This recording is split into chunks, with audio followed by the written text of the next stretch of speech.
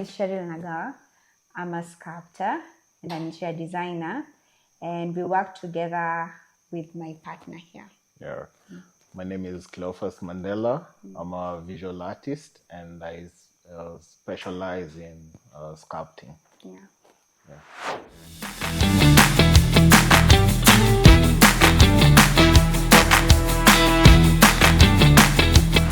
So the journey into sculpting started back when I was young. I come from an artistic background.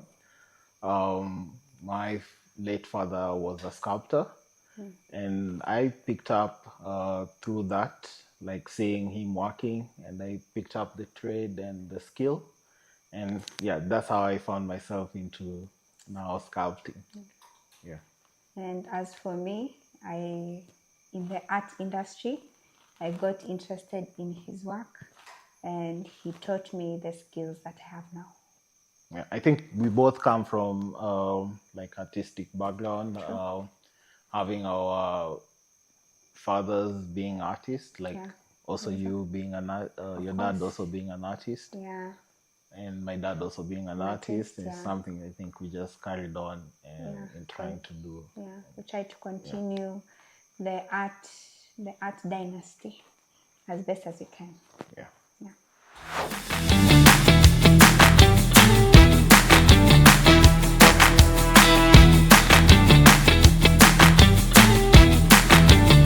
I think majorly for us, we work primarily on mostly commissions, and then on some of the subject matters that we do kind of pick up is like we look at like our heritage, the Kenyan people, leaders, people who've really made an impact in our society.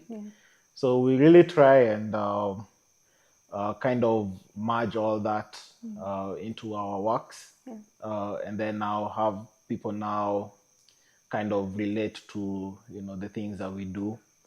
Yeah. Like at the moment, we're even trying to honor Kenyan heroes and heroines. Exactly. Yeah. Who are alive and those who have passed on. If they've made an impact as a Kenyan anywhere in the world, we are trying to represent them and show them to the younger generations that are coming up and they don't know who to look up to. So we've made it our job to actually represent them as best as we can as sculptors, and that is the journey we are at the moment.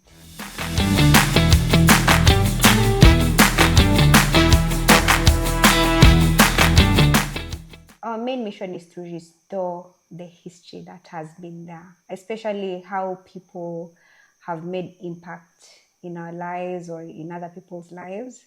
So our inspiration is to look for those people, try to represent them well as best as we can. And also it's mostly just to honor our history and our culture. Us being Africans, we are familiar with Africans as us. We can see our body features, we can see our skin color, we can see our hair textures, we can see all these things. And these are the things sometimes we forget to actually appreciate because of Western culture and all. Though at this moment, what we want to do is actually portray the beauty of who we are as Africans. And those who've made an impact, even have gone through global scales, have made a better impact even compared to people who are aspiring to be like them. So our job or our inspiration is to showcase them so that people who are inspiring to be like them can see that there's beauty in being an African. And that's the best way we can actually represent them is through sculpting. Yeah. And I guess, like the facial features, the distinct features Africans have, the diversity, that's one thing we want to really capture in most of our pieces. And I guess what my partner said, highlighting individuals who've made impact also contributes to that.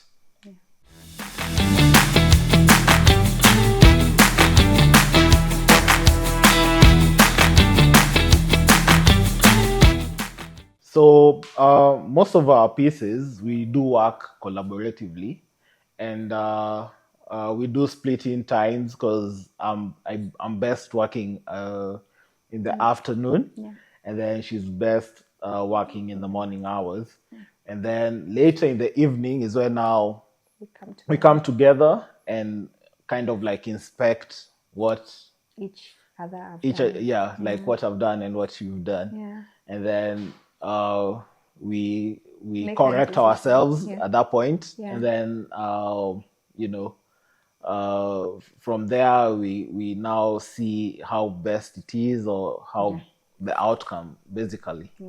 Because he has a lot of experience with sculpting. We find some jobs are really huge, so with him, with his body and his energy, he's able to do the form, which is the outlook of the sculpture itself, The piece. Yes, so at least I come in later and try to add the details on the small things that maybe he's not able to because of the fingers. So he's not able to. So I come in, do some detailing as he comes, and in the evening, of course, we come together and we check on the details and we correct each other and we see where we are at that moment. I think that's it.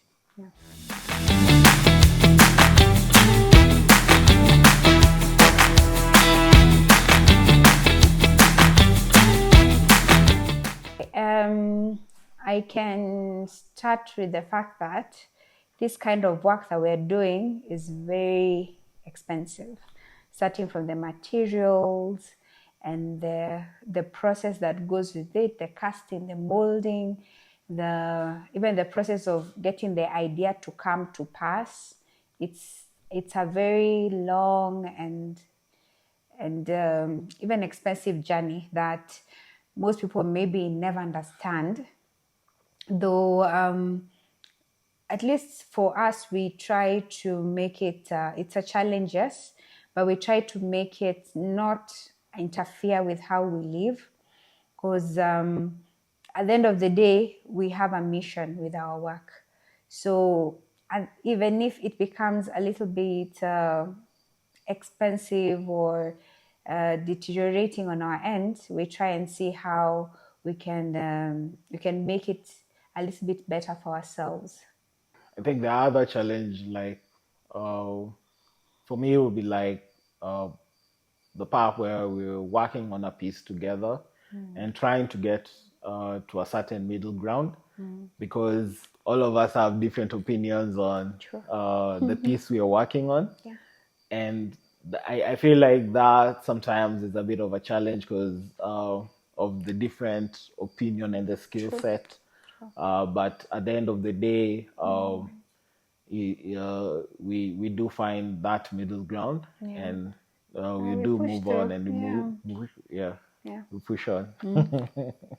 Some of the benefits that we do have and get to experience is like working on a piece. It's also a time we get to correct ourselves, get to learn from each other, and at the same time, it also equally strengthens our bond, like as couples. And for me, those are the times that we do get to like treasure and cherish over time. So the time we get to meet clients who tell us their stories, because we have to recreate them and show who they were or show who their child was or who their father was or auntie. So they tell us beautiful stories about their family or their friends. We are in it, we are trying to understand. It's beautiful because it's like we get to have a social gathering that we never anticipated for. And that's really good in this kind of world that we are in, getting in a social place is not that easy. So we are happy to have that.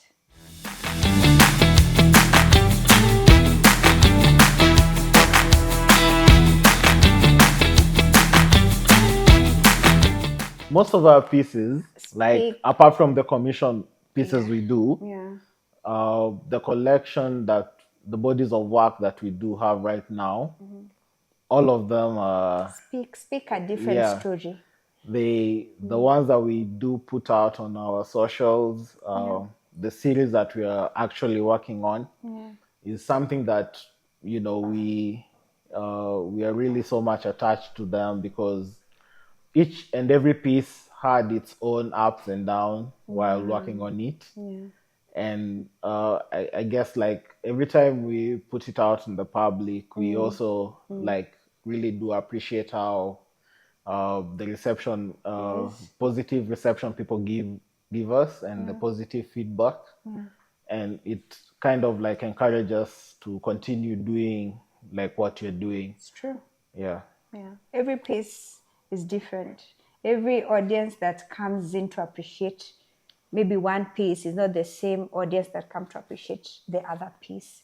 So it's like the moment we just put it out there, we hear and listen to the response and see how it has impacted those people. Of course, some get negative reviews, some get positive reviews, but mostly it's always positive, and it always keeps us going. Basically, it's like a nostalgic moment. When you look at our pieces, you get to see, and it gets to remind you of a certain era.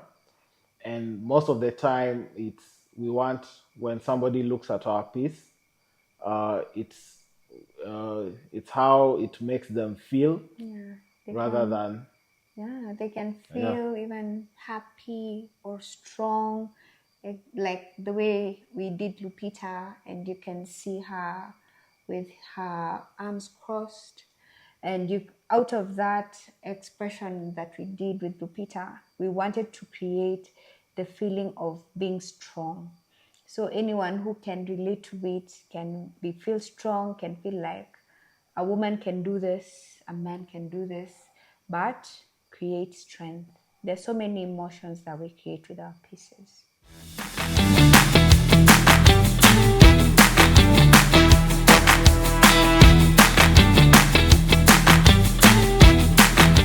We do have a lot of projects in store, things that we are working on, that we'll be posting on our social, just for you guys to see and keep tabs. And please also follow us on our socials at C2 Sculpt and at Cleophas Mandela _sculptor. And at Cheryl Nagawa. So you'll get all the updates that you need. You'll see how we are progressing on things, and we'll be happy to have you be part of our team. So, peace out.